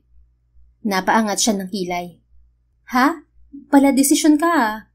Sumilay ang magandang ngiti sa mukha nito. Take your time, baby. Handa naman ako maghintay. Kahit gaano katagal. Pinaandar nito ang sasakyan. Let's go para makapagpahinga ka na. Kahit nanliligaw ka, hindi mo ko kailangang sunduin. I want to, Mandy. Hindi rin naman ako makakatulog na maayos hanggat hindi ko alam na safe kang nakauwi. But you're right. Hindi sa lahat ng pagkakataon masusundo kita. Kaya bibilang kita ng sasakyan. Ha? Anong sasakyan ka dyan? Napamulagat na gagad niya. Para may magamit ka kapag hindi kita masusundo. May kotse ako. Konting ayos lang yun, Andres. That car is not safe. Kita mo kinakalawang na yun, di ba? Nawalan pa ng preno. Napangusong nag-angat siya ng kilay. Akala ko ba nagsorry ka na dahil tinawag mong bulok ang kotse ko? Tapos ngayon nilalait mo na naman? Bahagya itong natawa. I'm sorry. I'm just telling the truth, baby. I can't trust that car. Sa tingin mo, hahayaan ko mag-in ako sa bulok na kotse kung kayang-kaya ko namang bumili ng bago. I want to provide for the two of you. Hayaan mong bumawi ako sa lahat ng pagkukulang ko. Okay, sige. Payag akong bumili ka ng kotse. Hindi para sa akin, kundi para kay Andrea. Sa huli ay pagpayag niya. Isang ngiti ang isinagot ni Andres. Habang nasa biyahe sila ay tulala si Mandy. Hindi siya makapaniwala na hanggang ngayon ay mahal pa rin siya ni Andres. By the way, you don't have to wake up early tomorrow. Ako ang bahalang maghatid sa anak natin sa school. Anang binata. Hindi naman kailangang ihatid si Andrea sa school. May service siya. I know. Nabanggit sa akin ni tita. Pero gusto kong ihatid ang anak natin. I want to see her school. Gusto kong makilala ang teacher niya. Muli ay tumango siya sa gusto nito. By the way, may seminar ako sa darating ng weekend. Sa Tagaytay lang naman. Kung gusto mo, sa'yo muna ang anak natin. Pwede mong ipakilala si Andrea sa parents mo. Nasabi mo na ba sa kanila na may anak ka? Sa kulang isang taong relasyon nila ni Andres ay hindi siya nagkaroon ng pagkakataong makilala ang pamilya ng binata. Madalas kasing nasa ibang bansa ang mga magulang nito. Gayon din ang nag-iisang kapatid nito. I already told my parents, Mandy. They're excited to meet Andrea. And you, of course. Hindi pa lang sila makauwi dahil nasa cruise sila. But they will go home soon. Pati ako? Gusto nilang makilala? Of course. They want to meet the mother of my kid. Noon pa man, matagal ka na nilang gustong makilala. My parents know how much I love you. Nag-init ang puso niya. Ang mabuti pa, sasama na lang kami ng anak natin sa Tagaytay. May bahay kami doon. Pwedeng doon tayo tumuloy. Ipapasyal ko ang anak natin habang nasa seminar ka. Wika pa ni Andres. Sigurado ka? I'm sure, Mandy. Para hindi ka namin mamiss ng anak natin. 2 araw lang naman ang seminar. Kahit 1 araw ka lang mawala, siguradong miss ka agad namin. Lihim na kinilig ang puso niya. Fine, sige, sumama na kayo ni Andrea. Kinabukasan, tulad ng sinabi ni Andres, ay ito ang nag-asikaso sa anak, gayon din sa mga sumunod na araw. Biyernes ng hapon, sinundo silang mag-ina ni Andres. Nang araw na yun ang tungo nila sa Tagaytay. Hi, Mandy. Nakangiting bati ni Andres. Napakurap siya. Ang gwapo ng binata sa suot na polo shirt, pantalon na pinaresan ng ball cap, subalit ang higit na nakakuha ng atensyon niya ay ang bulaklak na dala nito. Para sa pinakamagandang babaeng nakilala ko. Pagpapatuloy nito kasabay ng pag-abot sa kanya ng hawak na bouquet. Nag-init ang pisngi niya, lalo pa at biglang sumulpot ang anak nila. Wow! You gave Mama flowers, Papa? Anito sa ama. Yes, anak. Naliligaw na ako sa mama mo. Ani Andres. Nakangiting bumaling sa kanya si Andrea. Mama, you're blushing. Ganyan talagang epekto ko sa mama mo, anak. Wika ni Andres. Pabirong inirapan niya si Andres bago iniwan ang mag-ama para ipasok ang bulaklak. Nang makita ng kapatid ang hawak niya, itinukso siya nito. Buko pa yung gusto kong pasalubong Baka mamaya bagong pamangkin ang dala mo, ate. Ani Alexis. Tumigil ka nga at wala kaming relasyon ni Andres. Wala pa. Nakangising sagot ng kapatid. Inilingan niya si Alexis bago bumaling sa ina. Pagkatapos magpaalam sa mga ito ay tumulak na sila patagaytay. Mama, sabi ni Papa sasakay kami ng kabayo. Excited na po ako. Wika ni Andrea mula sa backseat. Ibinibida nito sa kanya ang mga nakaplanong gagawin nito kasama ang ama habang nasa seminar siya. Sa nakalipas na mga araw, kita niya ang labis na kasiyahan ng anak sa piling ni Andres. By the way, nakita kami ng kapitbahay mo sa school ni Andrea. I asked him not to give you chocolates anymore. Ani Andres nang maging abala ang anak sa iPad na binili rito ng ama. Si Oliver? Baling niya sa binata. May ibang lalaki pa bang nagbibigay sa'yo ng tsokolate? Ha? Wala, siya lang. Anong sinabi mo? Ipinakilala ko ni Andrea sa lalaking yun. I told him to stop giving you and our daughter chocolates. Ayoko magka-diabetes ang anak ko. Napakurap siya. Sinabi mo talaga yun? Baka na-offend yung tao. I don't care. Binasted mo na siya. Wala na siyang karapatang manligaw ulit sa'yo. Ano ka ba? Mabait lang talaga si Oliver. Saka pangit namang tumanggi sa grasya kaya tinatanggap ko yung binibigay niya. Sumimangot ito. I will give you all the chocolates in the world, Mandy. Kahit yung pinakamahal pa. Hindi nyo na kailangan ng anumang tsokolate galing sa lalaking yun. Natawa siya. Ang yabang mo naman, Papa. Pabirong wika niya. Nagsiselos lang ako. Ayoko may ibang lalaki nagbibigay ng chocolate o anumang bagay sa'yo. Sa inyo ng anak ko. Wala ka namang dapat ipagselos. Binasted ko na nga, diba? Saka hindi ko type yun. Ayoko nang masyadong mabait eh. Really? Anong type mo? Yung seloso. Tapos medyo mayabang pero ubod ng gwapo. Parang kilala ko yan Napangising sagot nito. Natawa lang siya. Kilala mo nga, pero tama ng tanong. Mag-focus ka na sa pagmamaneho, Papa. Gabi na nang makarating sila sa Tagaytay. Pagkatapos nilang kumain ng dinner sa isang restaurant doon ay dumiretso sila sa bahay ng pamilya ni Andres.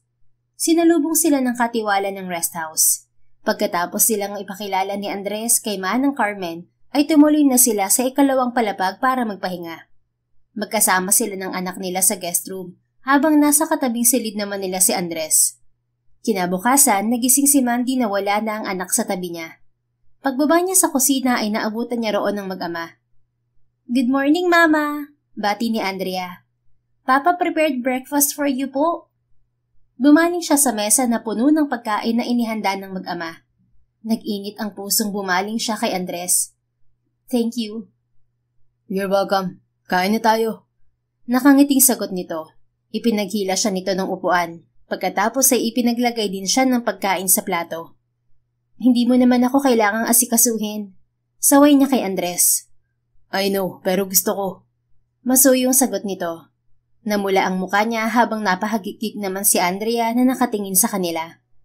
Ang cute niyo po, Mama, Papa. Kumain na lang tayo.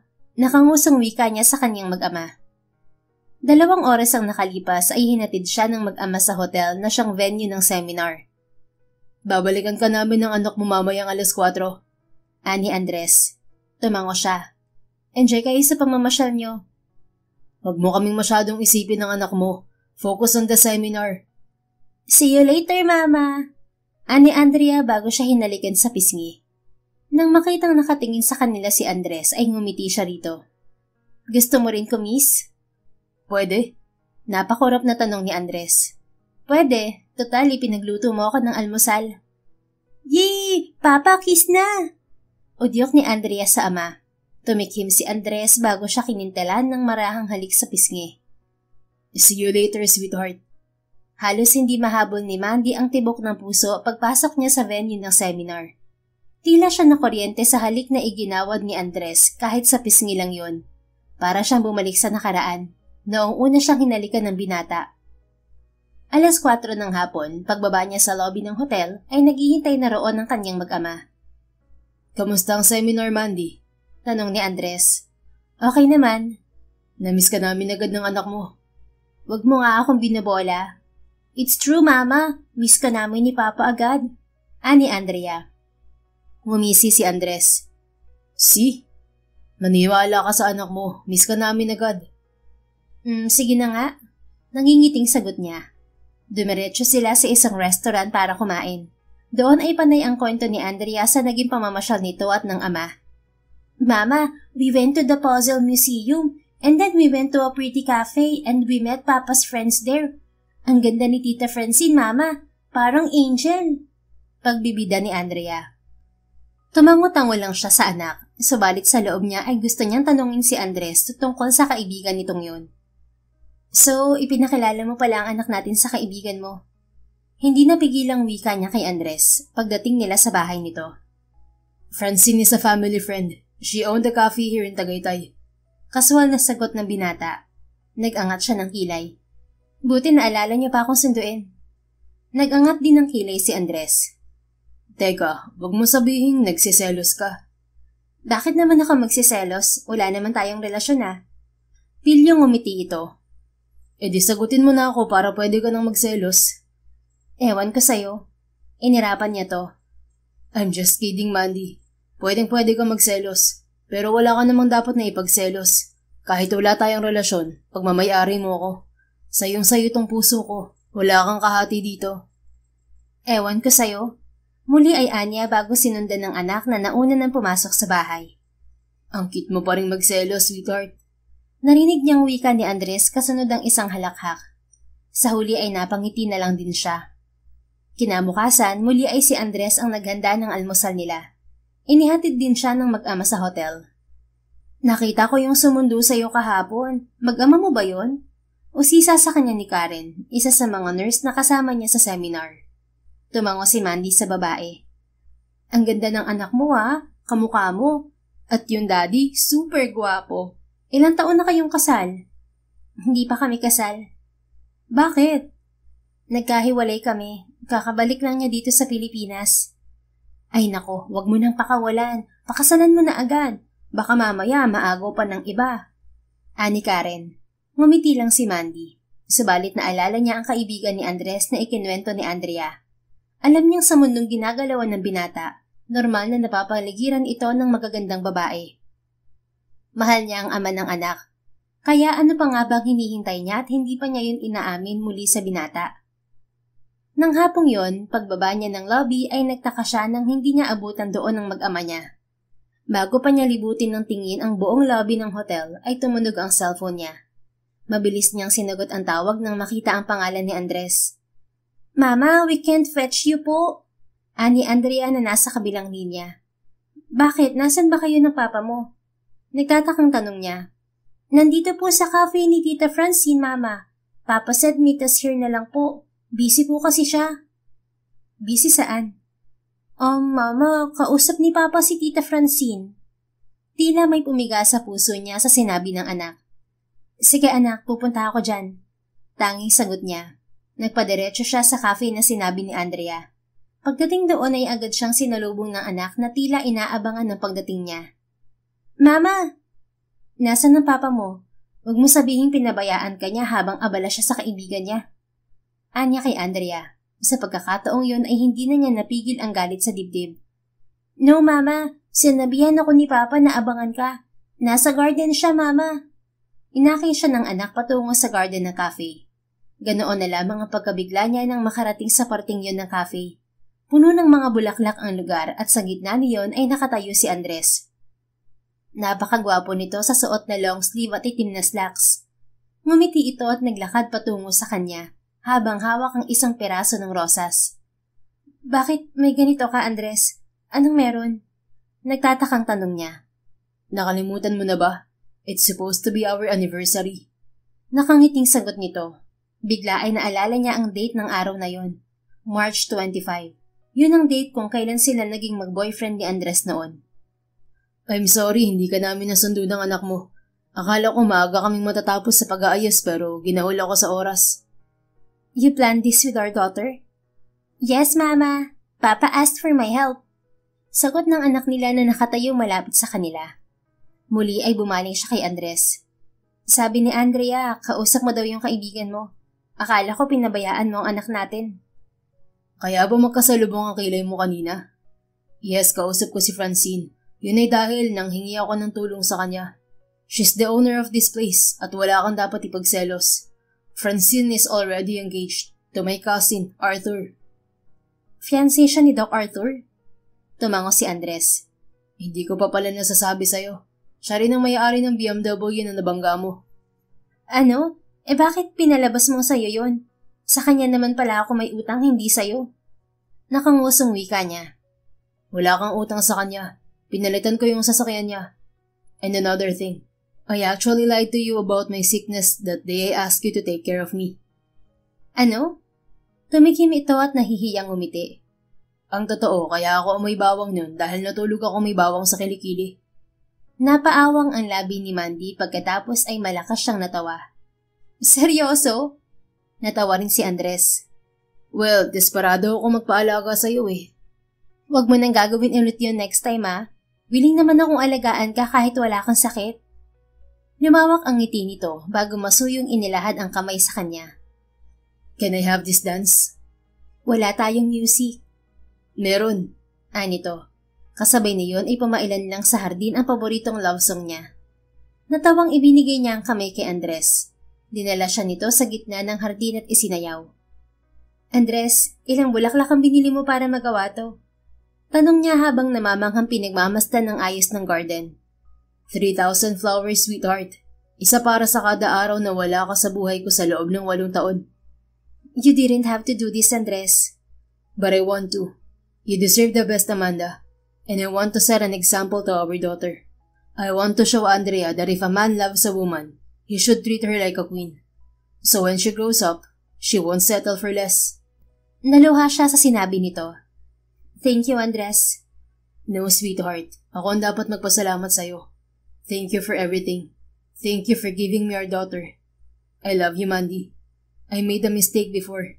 Hindi ko maipapangako na hindi na ako magsiselo sa mga lalaking lalapit sa'yo. But I can promise you I'm better now. Pareho lang tayong may kasalanan dati, Andres. We were both immature back then. Siguro kung hindi tayo naghiwalay, may kapatid na si Andrea. Kung hindi tayo naghiwalay, baka hindi ka umalis pa Amerika at hindi mo matutupad ang pangarap mong maging CEO. I believe everything happened for a reason, Andres. I'm thankful that we met again, Mandy. I'll do everything to have your heart again. Kahit abutin pa ako ng maraming taon. Hindi na kailangan. I'm still in love with you, Andres. Pag-amin niya rito. Napahinto ito at napatitig sa kanya. Masuyong umiti siya sa minamahal. Mahal pa rin kita hanggang ngayon. Sa nakalipas na mga taon, lagi kong sinasabi na wala akong interes mag-boyfriend. Pero ang totoo, wala akong interes dahil alam kong ikaw pa rin ang mahal ko. Na hindi kita nakalimutan. Na walang ibang lalaki dito sa puso ko kundi ang tatay ng anak ko. Am I your boyfriend now? Hindi makapaniwalang tanong ni Andres. Boyfriend lang? Ayaw mo ng fiancé? Nakangiting tanong niya. Pero hindi pa ako nagpo-propose. Papa, what are you waiting for? Mag-propose ka na. Ani Andrea sa ama. I don't have a ring with me. Hindi ko alam na sasagutin mo ako ngayon. Tila problemadong wika ni Andres. Hindi pala Boy Scout ang papa mo, anak. Biro ni Mandy sa bata. Natawa rin si Andres bago lumuhod sa kanya. I guess the ring will have to follow, sweetheart. Hinawakan nito ang kamay niya at buong pagmamahal siyang tiningnan. Will you marry me, Amanda? Will you be my wife? My forever partner in life and mother of our many future children? Future children? Gaano ba karami? Pwede na siguro ang 4 o 5. Sabi ni Andrea gusto niya ng maraming kapatid. Again, will you marry me, Mandy? Oo, magpapakasal ako sa'yo. Pumayag na nga ako na fiancé kita, di ba? Sa harap ng anak ay nagsalo sila sa isang halik ni Andres. Nang maghiwalay sila ay lumapit sa kanilang anak. I'm so happy, Mama and Papa. I love you both. Ani Andrea. Mahal na mahal ka rin namin, anak. Sagot ni Andres sa anak. 2 buwan nang nakalipas ay naganap ang kasal ni Andres at Mandy. Dinaluhan yun ng kani-kanyang mga pamilya nila. Isang taon pagkatapos nilang ikasal ay isinilang ni Mandy ang pangalawang anak nila ni Andres. Masayang-masaya silang mag-asawa, gayon din si Andrea na maligaya sa pagdating ng bagong kapatid. Naging masaya ang pagsasama ng mag-asawa sa piling ng isa't isa kasama ang kanilang 5 anak. The end. If you enjoyed this story, please don't forget to like, subscribe, comment, and share. Your support helps us reach more people and spread the love. Thank you for tuning in, and we're looking forward to seeing you again soon. In the meantime, please take care and may God bless you always.